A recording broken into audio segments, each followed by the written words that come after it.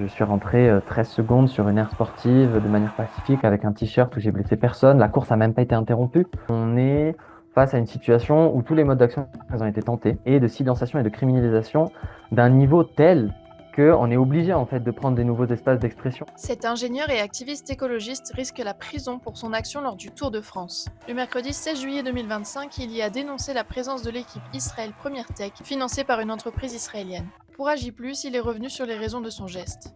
C'est un événement qui est la troisième compétition la plus regardée au monde et aussi pour une raison qui me semble très importante qui est le double standard des instances internationales sportives sur la question du droit international.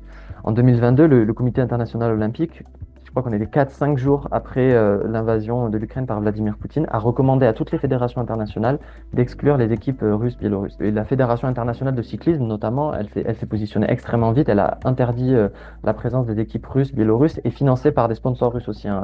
L'équipe, je pense à l'équipe Gazprom Russe Vélo. Dans l'équipe Israël Première Tech, qui compte 3 Israéliens, les sportifs sont ambassadeurs d'Israël, selon les mots de son mécène Sylvan Adams, qui défend par ailleurs la guerre à Gaza et finance indirectement la recherche militaire en Israël. J'avais bien calculé mon coup. Je savais que si le peloton arrivait groupé, évidemment, je le faisais pas parce que c'était trop dangereux pour les coureurs et pour ma vie. Et donc là, c'était assez idéal. Il y avait que deux coureurs qui étaient dans l'échappée.